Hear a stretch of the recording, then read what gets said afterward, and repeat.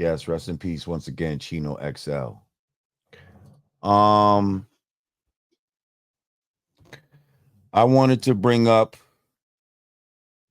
this whole Sonya Massey, this whole Sonya Massey situation.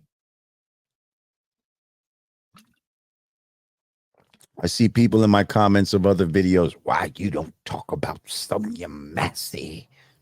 All right, let's talk about it. How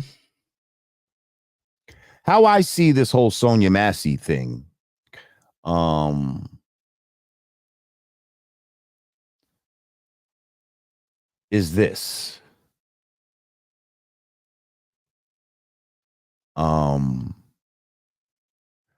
When Trump got shot, whether real or fake, because we don't know what the fuck, right? All we know is he walked away from that with an image and a certain invigoration in his base. And like I said, those pictures, that imagery of him with the, the blood on the cheek, hell of a fucking image, right? So I feel like the Democratic Party's answer to that, to try to get them some sympathy, is this Sonya Massey shit.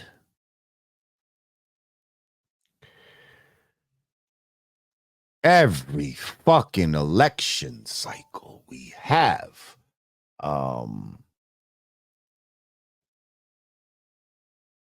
every election cycle we have one of these type of murders. Sandra Bland, fucking George Floyd. Like, it's just like, come on. How many times are we going to fall for the banana in the tailpipe? Thank you, E-Rock 2020. He said 5150 up in here. All right. Thank you. How many times are we going to fall for the goddamn banana in the tailpipe? How many times are they going to try to use the killing of a black person by police as a way to get you to be emotional and try to get you to crash out and, get you to vote in a certain way?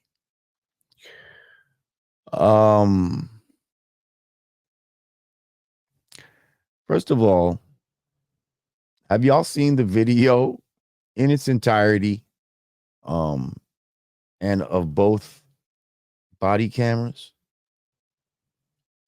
Shout out to my brother Jamar Milton. I watched a video that he did where he broke it down. I'm not going to do all that right now.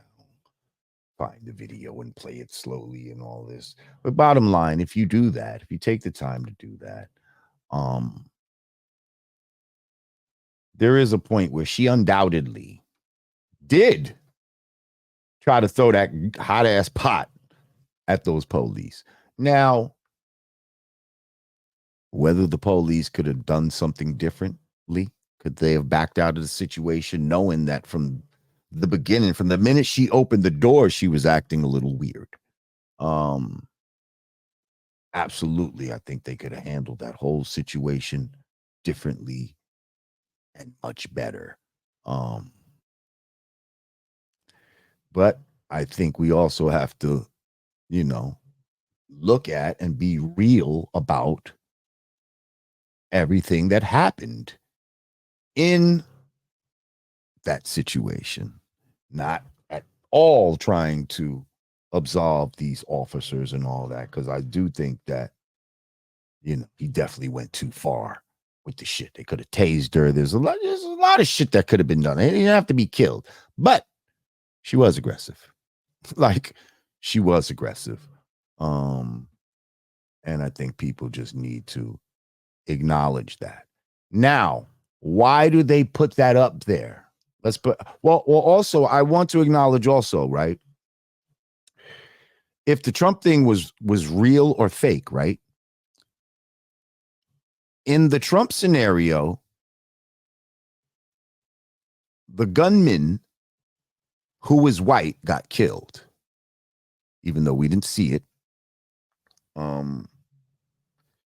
And apparently a bystander got killed who was also white, right? So if it's real or fake,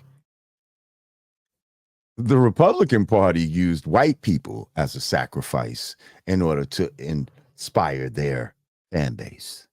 Whereas the Democratic Party, every fucking election cycle, they sacrifice black people as a means of manipulation. And if they're not purposely sacrificing them, they're highlighting when it's happening in order to get you to do some shit.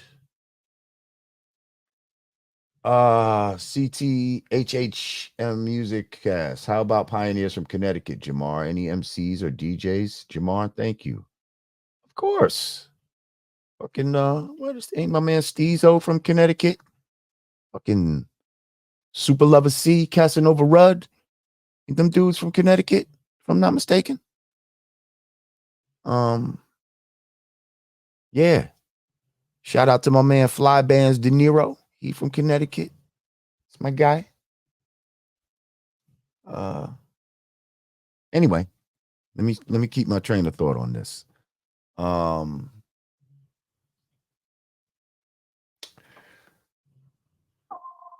So anyway, I'm just saying the Democratic Party has no problem having you see too. Like they don't mind making you watch the murder of somebody black. Whereas when these white people got killed in this Trump thing, I still ain't seen the footage of that yet.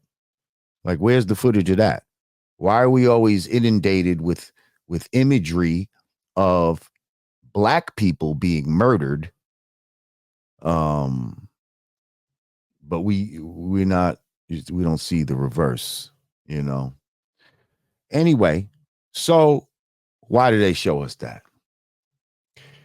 Here's what brings us to Project 2025. The fucking other boogeyman now that they're pulling out for this election. Project 2025.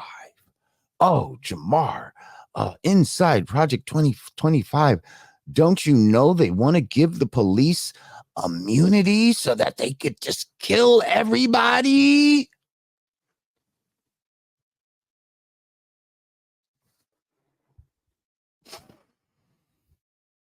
Stop it with the fucking lies. Stop it with the fucking lies. Okay? Do y'all even know what qualified immunity is?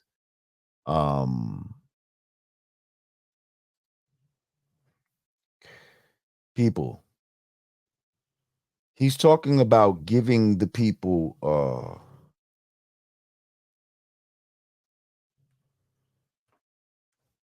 giving the police federal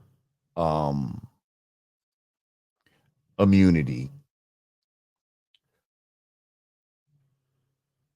because qualified immunity basically is like a state or local type of thing.